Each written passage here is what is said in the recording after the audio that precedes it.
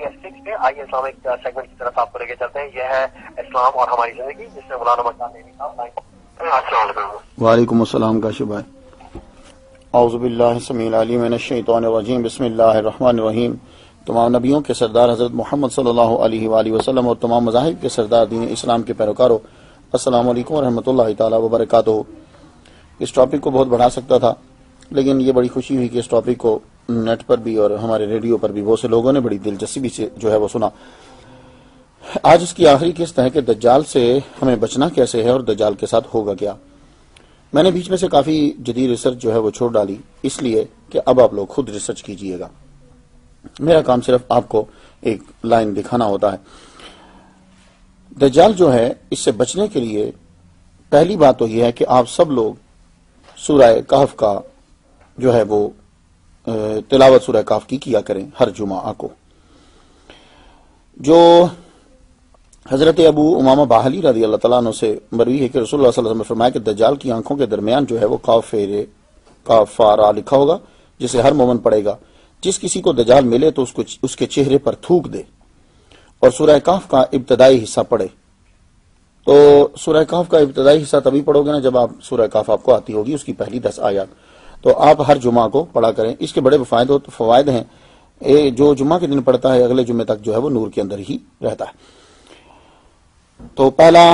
تو دوسرا کام یہ آپ لوگ کریں کہ یہ جو چیز ہے یہ آپ اپنے بچے کو بتائیں کہ بیٹے یہ آئے گا، وہ اپنے بیٹے کو بتائے، وہ اپنے بیٹے کو بتائے، وہ اپنے بیٹے کو بتائے. اس طرح یہ سلسلہ چلتا رہے گا تو نسل در نسل جو ہے یہ علم پھیلتا رہے گا.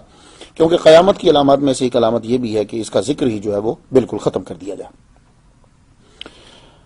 حضرت ابو ہریرہ رضی اللہ تعالیٰ عنہ سے مروی ہے، مسلم شریف میں یہ حدیث ہے کہ حضور صلی اللہ علیہ وسلم نے فرمایا کہ یہ دجال جو ہے یہ مشرق کی جانب سے نکلے گا، یعنی خراساں کی جانب سے، جو آج کے زمانہ میں ایران میں ہے، اور وہ مدینہ میں داخل ہونے کے لیے چلے گا حتیٰ کہ وہ جبل احد کی پچھلی جانب کھڑا ہوگا، یعنی سعودی عرب تک یہ پہنچ جائے گا. فرشتے اس کا منہ شام کی طرف پھیر دیں گے اور یہ شام میں یعنی سیریا میں جا کے وہیں یعنی اس طرف ہی ہلاک ہوگا. یہ ہلاک کہاں ہوگا اور کیسے ہلاک ہوگا؟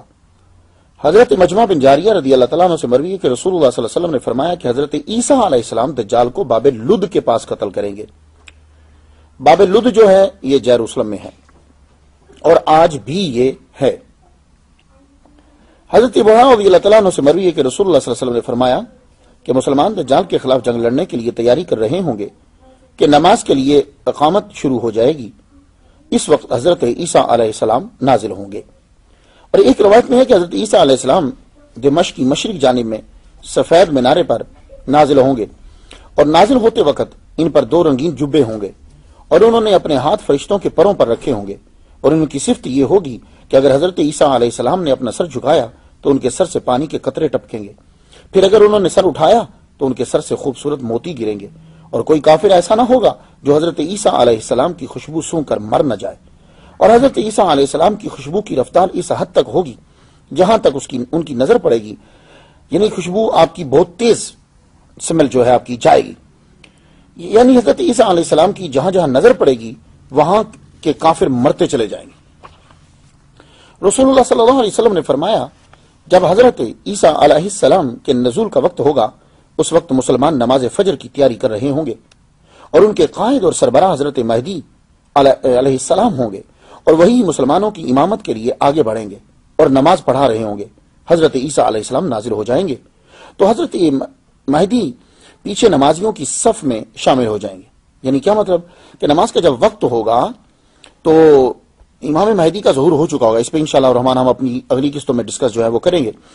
تو ظہور ہو چکا ہوگا اور وہ امام تسلیم کر لیے جائیں گے، اور چونکہ روٹین میں وہ نماز پڑھا رہے ہوں گے، ان کا بڑا لشکر ہوگا، تو وہ نماز پڑھانے کے لیے جب آگے بڑھیں گے تو ان کو جب عیسیٰ علیہ السلام کی موجودگی کا احساس ہوگا تو وہ ایک دم سے پیچھے ہو جائیں گے. جب پیچھے ہوں گے تو حضرت عیسیٰ علیہ السلام جو ہیں حضرت امام مہدی کی پشت پر ہاتھ رکھ کر آگے کی طرف کریں گے اور کہیں گے آپ آگے ہو کر نماز پڑھائیں، کیونکہ آپ کے لیے ہی نماز کی اقامت ہوئی ہے اور یہ اس امت کے لیے خصوصی عزت ہے. اللہ اکبر جل شانہ. امام حضور صلی اللہ علیہ وآلہ وسلم کا امتی اور آپ کا اہل بیت، اور حضرت عیسیٰ علیہ السلام جو ہیں وہ پیچھے نماز ادا کریں گے. یہ پہلی دفعہ ہے. اس کے بعد پھر حضرت عیسیٰ علیہ السلام بھی نماز پڑھائیں گے. حضرت امام مہدی جب نماز پڑھا کر فارغ ہو جائیں گے تو حضرت عیسیٰ علیہ السلام فرمائیں گے دروازہ کھولو. جب دروازہ کھولا جائے گا تو سامنے دجال اپنے لشکر کے ساتھ کھڑا ہوگا جس کی تعداد 70,000 ہوگی. وہ سب کے سب جو ہیں وہ اسی کے پیروکار ہوں گے. ان میں سے ہر ایک کے پاس تلوار ہوگی اور سر پر تاج ہوگا، یعنی اسلحے سے وہ مکمل طور پر جو ہے وہ لیس. جیسے ہی حضرت عیسیٰ علیہ السلام کی نظر دجال پر پڑے گی تو وہ ایسے پگھل جائے گا جیسے نمک پانی میں پگھل جاتا، یعنی گویا کہ اس کو موجودگی کا احساس نہیں ہوگا. لیکن حضرت عیسیٰ علیہ السلام اور حضرت امام مہدی اندر نماز پڑھ رہے ہوں گے اور دروازہ مسجد کا بالکل ٹوٹلی بند ہوگا اور یہ اپنے لشکر کے ساتھ مسجد کو گھیرے ہوئے ہوگا. تو جو ہی حضرت عیسیٰ علیہ السلام حکم دیں گے کہ دروازے کو کھول دیا جائے تو اب اس کی پہلی دفعہ نظر پڑے گی. نظر پڑتے ساری یوں ہی جیسے نمک پگھلتا ہے ایسے وہ پگھلنے لگ جائے اور ڈر کے مارے پھر بھاگے گا. حالانکہ اس کے پاس تعداد بہت زیادہ ہوگی، لشکر اس کا بڑا ہوگا، لیکن پھر بھی وہ ڈر کے بھاگے گا. حضرت عیسیٰ علیہ السلام اس کے پیچھے بھاگیں گے پھر، اور اس کو جا کر باب لد کے پاس حضرت عیسیٰ علیہ السلام پکڑ لیں گے. حضرت عیسیٰ علیہ السلام دجال کو جو ہے وہ قتل کریں گے. حالانکہ یہ پگھلتا ہے، یہ پگھلنے کا مطلب آپ محاورہ نہ لیجئے گا، واقعی ریل میں وہ پگھلے گا. لیکن عیسیٰ علیہ السلام کیا کریں گے؟ قبل اس کے کہ وہ پگھل جائے آپ اپنے اسلحے کے ساتھ اس کے ٹکڑے کر دیں گے اور آپ کا اسلحہ جو ہے وہ اس کے خون کے ساتھ جو ہے آلودہ ہوگا. تو اس وقت اللہ تعالیٰ جو ہے وہ شکست دے دے گا دجال کو، اور اس کے جتنے بھی چاہنے والے ہیں سب کے سب آپ چھپیں گے، بھاگیں گے. تو حضرت عیسیٰ علیہ السلام پھر پکڑ پکڑ کے ان لوگوں کو جو ہے وہ قتل کریں گے.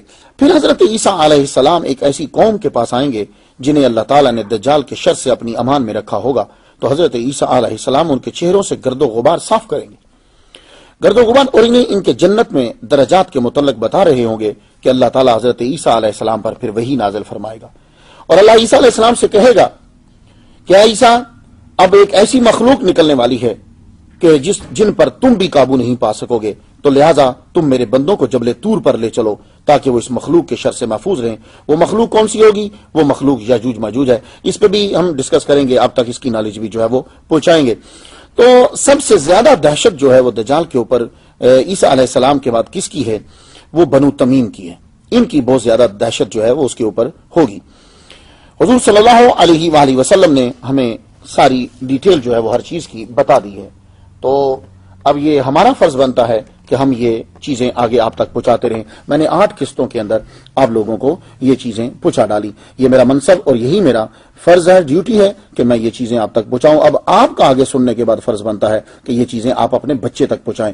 وہ بچے کو کہیں کہ بیٹے یہ چیزیں تم نے آگے اپنے بیٹے کو پہنچانی ہے. کوئی چیز، کوئی ایسا کوئی حدیث ہو، کوئی جملہ ہو تو بلغوا انی ولو آیا. فرمان علی شان ہے، دنیا کے سب سے بڑے بادشاہ المخلوق کے اندر جن کے برابر کوئی نہیں، محمد صلی اللہ علیہ وسلم کا یہ فرمان ہے، بلغوا انی ولو آیا. ایک جملہ بھی ہو تو وہ تم آگے پہنچا دو. آئیے اللہ تعالیٰ سے دعا کرتے ہیں کہ اللہ تعالیٰ ہمیں اس سے محفوظ رکھے اور جو بھی اس کا زمانہ پائے اسے بھی جو ہے وہ اللہ تعالیٰ محفوظ رکھے. اجازت دیجیے. وآخر دعوانا الحمدللہ رب العالمین.